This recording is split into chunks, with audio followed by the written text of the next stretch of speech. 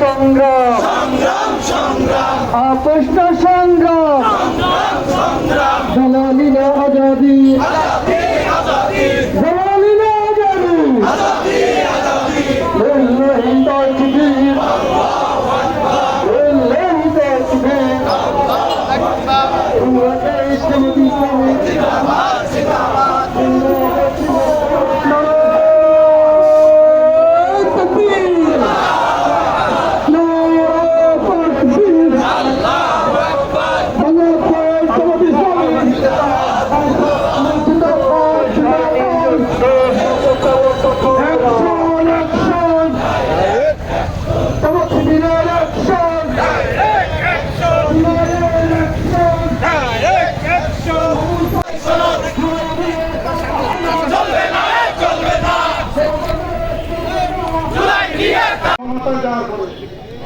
এই জুলাই সনদ নিয়ে তাল মনে করছেন আমাদের এমএলএ যেমন বলেছেন এই জুলাই সনদ বাস্তবায়ন না হওয়া পর্যন্ত আমরা সংসদে ভূমিকা রাখবো আর এটা বাস্তবায়ন হওয়ার জন্য আমরা রাজপথেও সংগ্রাম করব।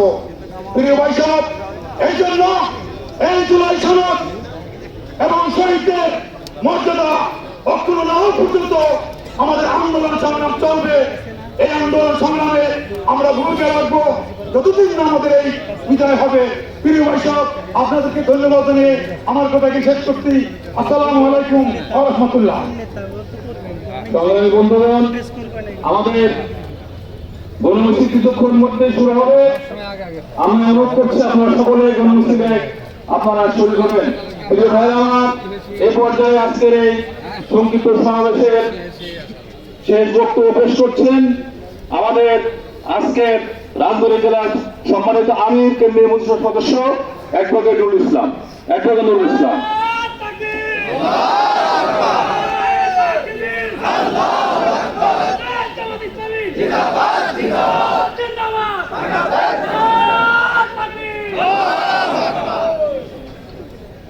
আলহামদুলিল্লাহ রাব্বিল আলামিন ওয়াসসালাতু ওয়াসসালামু আলা সাইয়্যিদিল মুরসালিন ওয়া আলা আলিহি ওয়া আসহাবিহি আজমাইন। আজকে সারা দেশব্যাপী একদলীয় ঐক্যের আয়োজনে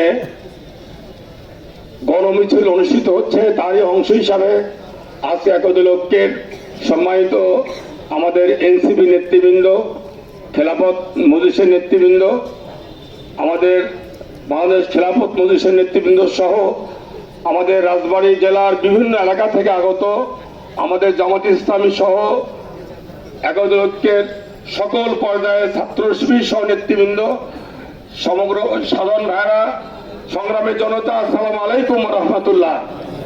প্রিয় ভাইরা, আপনারা জানেন গত 2 বছর পূর্বে আজকে আমাদের এই জুলাই আন্দোলন বাংলাদেশে সংগঠিত হয়েছিল। সেই জুলাই আমাদের মাঝে ফিরে এসেছে। জুলাই আন্দোলন হয়েছিল ছাত্রদের ন্যায্য অধিকার আদায়ের জন্য কোটার আন্দোলন দিয়ে। সেই কোটার ন্যায্য আন্দোলনকে যখন তারা এই স্বৈরাচারী ফ্যাসিস্ট সরকার তাদের পুলিশ বাহিনী দিয়ে, তাদের দলীয় লোকদেরকে দিয়ে যখন তারা একের পর এক গুলি করে মানুষ হত্যা করছিল, যখন 16ই জুলাই আবু সাইদ নিজের বুক পেতে দিয়ে সে গুলি গ্রহণ করেছিল, এমনি করেই ছাত্র জনতা, সারা দেশের মানুষ তখন এই আন্দোলনে এক দফার আন্দোলনে পরিণত হয়। সেখানে সাধারণ মানুষ, ছাত্র ছাত্রী, নারী, মহিলা, শিশু, কৈশোর, কৃষক, শ্রমিক সকলে মিলে সকল সাধারণ মানুষ রাস্তায় নেমে পড়ে এবং এই স্বৈরাচারী ফ্যাসিস্ট 17 বছরের জগদ্দল পাথর যে মানুষের অধিকার দিয়েছিল না, গণতান্ত্রিক অধিকার, ভোটের অধিকার কেড়ে নিয়েছিল, যে আয়নাঘর সৃষ্টি করেছিল, মানুষকে হত্যা করেছিল, সকলেই জানেন। মানুষকে গুলি করে হেলিকপ্টারে মানুষ হত্যা করা হয়েছে। সাভার থানার সামনে মানুষ মেরে তাদের আগুন দিয়ে জ্বালিয়ে দেওয়া হয়েছিল। এমনি করে সারা দেশেই তারা মানুষদেরকে বাড়ি থাকতে যায়নি। তার কি হয়েছে? দেশের মানুষ সকলে একজোট হয়ে ওই স্বৈরাচারকে 5ই আগস্ট পতনের মধ্যে দিয়ে আমরা মনে করি আজকে দেশে একটি মুক্ত অবস্থা রয়েছে। ভাই, আমাদেরকে আজকে আমাদের এই মিটিং কোন স্বৈরাচারী সরকারের আইন শৃঙ্খলা বাহিনী ভেঙে দেওয়া সাহস পাচ্ছে? আমরা কি সমাবেশ করার অধিকার পেয়েছি? এটা যারা রক্ত দিয়েছে, প্রায় 1500 মানুষ জীবন দিয়েছে, 30,000 মানুষ পঙ্গু হয়েছে, দেশে বিদেশে আত্মীয় চিকিৎসা গ্রহণ করছে, অন্ধ হয়েছে, হাত পা নাই, এদের কথা স্মরণ করতে হবে। সেই তাদের বিচার দরকার না ভাই? বিচার দরকার, তাই না ভাই? যে শিশুটা দাঁড়িয়ে ছিল বাসায়, দাঁড়িয়ে দাঁড়িয়ে দেখছিল, তাকে গুলি করে মারা হয়েছে, ভাই তার বিচার হবে না? আবু সাহেবের আমরা বিচার চাই না? মুগ্ধর বিচার চাই না? অবিলম্বে সেই স্বৈরাচারী ফ্যাসিস্ট নেতৃবৃন্দকে, যারা আমাদের প্রিয় নেতৃবৃন্দকে জামাত ইসলামীর 6 জন আমির জামাত সহ নেতাকে মিথ্যা মামলাতে তা হত্যা করেছিল। আপনারা জানেন প্রায় 11 জন সহ 500 জন নেতা কর্মী এবং বিএনপি নেতা কর্মী, গণতান্ত্রিক আন্দোলন নেতা কর্মী হত্যা করেছিল। ভাই তাদের ফাঁসি দেখতে চাই না? আমাদের দিকে ফাঁসি দিয়েছিল, তাদের কি কারো ফাঁসি হয়েছে? এত মানুষের রক্তাক্ত জীবন, তাদের ফাঁসিও দরকার না? অবিলম্বে তাদের বিচার সমাপ্ত করতে হবে।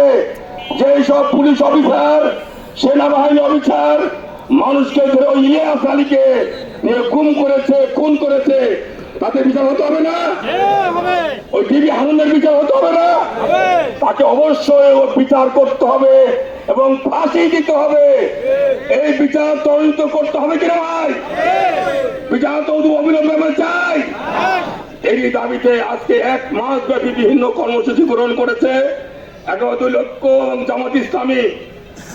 আজকে যারা জীবন দিয়েছে তাদের পরিবারের সাথে সাক্ষাৎ, তাদের কবর দোয়া করা, স্মৃতি বিজড়িত স্থানে আমরা অংশগ্রহণ, তাদের আজকে ওই ছবি প্রদর্শন, আজকে সেই শহীদ পরিবার এবং জুলাই যোদ্ধা আহতদের নিয়ে সমাবেশ সহ 1 আগস্ট আবার গণমিছিল, 5ই আগস্ট গণমিছিল, সারা মাসব্যাপী কর্মসূচি রয়েছে, ছাত্রদের কর্মসূচি রয়েছে, মহিলাদের কর্মসূচি রয়েছে, শ্রমিকদের কর্মসূচি রয়েছে।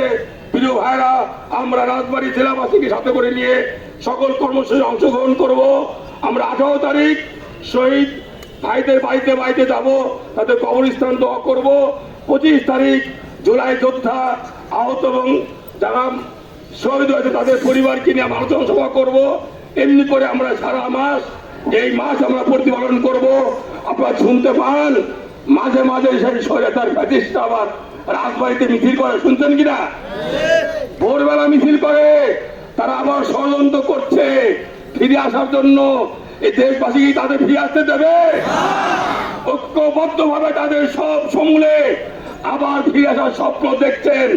দেশের মানুষ আপনাদের রাজনীতি চায় না, কারণ আপনারা বাকশাল কায়েম করেন, আপনারা মানুষকে খুন করেন, মানুষকে রাত্রি ঘুমাতে দেন না। আপনাদের রাজনীতি করার কোনো অধিকার দেশে নাই, আপনারা নিষিদ্ধ দল। আমরা মনে করি কোন ফ্যাসিস্টকে বাংলাদেশের মানুষ, এদেশের মানুষ কি করবে? গ্রহণ করবে? এই জন্য আমাদের যে দাবি ছিল গুম কমিশন অধ্যাদেশ, কাউকে গুম করা যাবে না, তাই না? সেটা কি বাস্তবায়ন হওয়া দরকার? আমাদের বিচার বিভাগের স্বাধীনতা চাই না আমরা? এমনি করে যে দাবিগুলো ছিল, কর্ম কমিশন, নির্বাচন কমিশন, আইন শৃঙ্খলা বাহিনীকে স্বাধীন করে দেওয়া, এই সব কমিশন এখনো দাবি অর্জিত হয় নাই। জুলাই সনদের মধ্য দিয়ে 70% মানুষ ভোট দিয়েছিল, কিন্তু সেই ভোটের রায় তারা কারসাজি করেছিল। আসুন আমরা সেই ভোটের রায় এবং এই যারা হত্যাকারী তাদের অবিলম্বে প্রকাশ্যে আমাদের দৃশ্যমান বিচার অবিলম্বে করার দাবিতে আমাদের এই আন্দোলন আমরা বেগবান করব। এ কথা বলে সকল ভাইদেরকে, অংশগ্রহণ ভাইদেরকে অসংখ্য ধন্যবাদ জানিয়ে আগামী আন্দোলনগুলিতে আপনারা কষ্ট করে আসবেন এই কথা বলে মিছিলে সকলে থাকবেন, কেউ যাবেন না, সুশৃঙ্খল মিছিল হবে, সকলে থাকবেন এই আহ্বান রেখে, যাতে মিছিলটা আমাদের বড় হয়, সকলে আওয়াজ তুলবেন এই কথা বলে সবাইকে ধন্যবাদ জানিয়ে শেষ করছি। আসসালামু আলাইকুম ওয়া রাহমাতুল্লাহ। আমাদের নেতৃবৃন্দ সামনে থাকবে।